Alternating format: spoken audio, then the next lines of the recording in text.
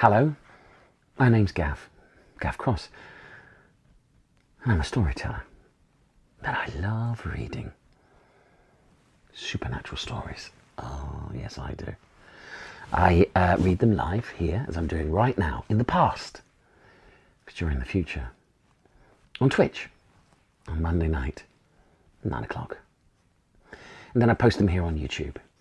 Tonight, I'm going to read from the St. Michael book, 65 Great Tales of Horror, including the title. If that's not your thing, I completely understand.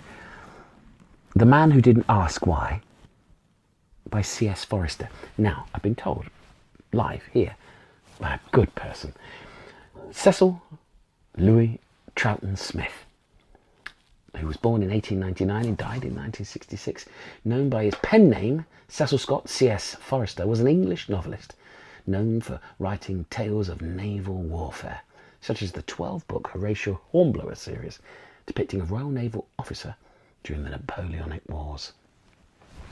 Quite an influence on many varied science fiction, Star Trek. But this is the story, The Man Who Didn't Ask Why. It was inevitable that Cartmael should ask those questions eventually. He could not restrain himself, in the end, from making use of his peculiar gift to seek the answers. He had looked into the future 100 times, always with satisfactory results. Even his earlier excursions, timid and unskillful, had brought enormous financial profit, which was not surprising, seeing that they had revealed to him stock exchange prices and racing results a week ahead. Now, he was rich, he was successful, he was famous, or notorious, as the most successful gambler of the century, and he was happily married. In fact, by practically any standard, and most certainly by his own, he was a very happy man. He cannot be blamed for wanting to know how long his happiness would endure. While he was resisting the temptation to find out, he did at least argue with himself regarding the desirability of knowing the time, the place, and the manner of his dying. The knowledge might not help his happiness, but on the other hand, once his curiosity had been roused, he could not be happy until he had gratified it. He had to know. He made his preparations. He did those things which he believed to be black magic, but which the unbeliever might consider to be a convenient ritual to induce self-hypnosis. He made the great effort of will which carried him into the billowing grey clouds, the further effort which opened a peephole in them for him, and the further effort still which widened the peephole. He was looking into a hospital room. Nothing surprising about that. There was even reassurance to be found in knowing he would die in a hospital bed.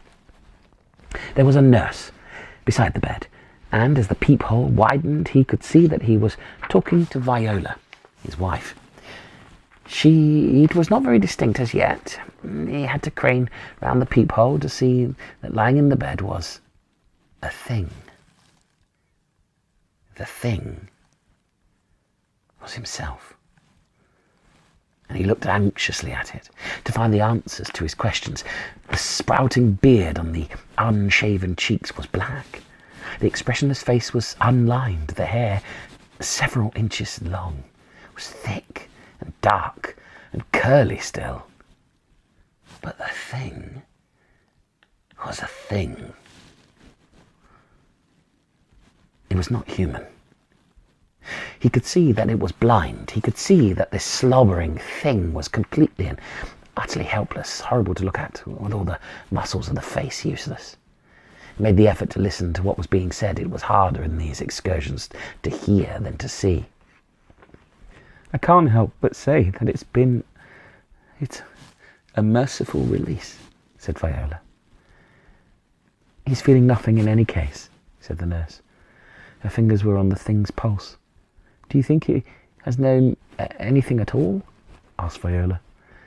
I don't think so, said the nurse. With complete paralysis like this, it's hard to say. Cut from all communication, he cannot know much. Blind and helpless, poor fellow. It was important that Cartmael should discover the date. He strained to find out. He realised that Viola was wearing a coat and skirt that he knew well. That and the hair of the thing told him they could not be far off in the future. Then he thought of the notes above the bed. They would be dated. They were a daily record. He strained and strained to get a glimpse of them. One final convulsive effort revealed them to him. Just for a second they were before his eyes, just long enough to read the date.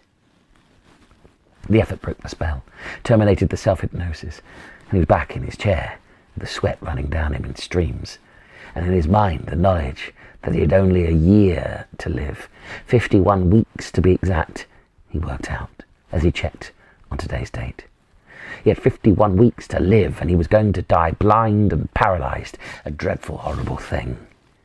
And it would take many, most of those 51 weeks for that thing to die. He had heard that paralysis cases died in the end of exhaustion resulting from bed sores. And this would be in 51 weeks. If he were going to forestall it, he did not have much time to spare. He could not doubt the accuracy of what he had seen.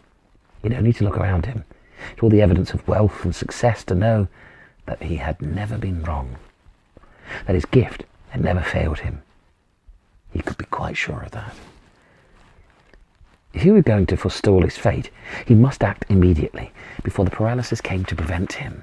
The motives of suicide, like those of murder, are usually inadequate in the estimation of the onlooker. He got out his pistol. It was only a .22, but it would do his business for him. He saw it was loaded. He looked once more round at the evidence of wealth and success. Then he pushed the muzzle up under his chin and pulled the trigger. He went out into the darkness. He came into darkness again, not remembering. The darkness was intense, darker than any darkness he had known. He tried to see. Could not even be sure if his eyes were open or not. He tried again to look through the darkness. He tried to raise his hand to his eyes, and his hand would not move. Then he realised that he was blind, paralysed, cut off from all communication. And then he still had 51 weeks to live. It was perhaps typical that Cartmail had sought answers to the questions when and where and how. He had not asked why. The Man Who Didn't Ask Why, by C.S. Forester, from 65 Great Tales of Horror. Genuinely, I hope you haven't been too affected by that story. It was rather nasty. But you're not. You're lovely, because you got to this part of the story. Thank you very much. Thank you for those likes and those shares and those subscriptions and those comments. I always like hearing from you. Let me know what you think. Anyway, if you had one peek into the future, what would you look for? I mean, you can ask why if you want, but what would you look for? Let me know. Leave a comment below. Me?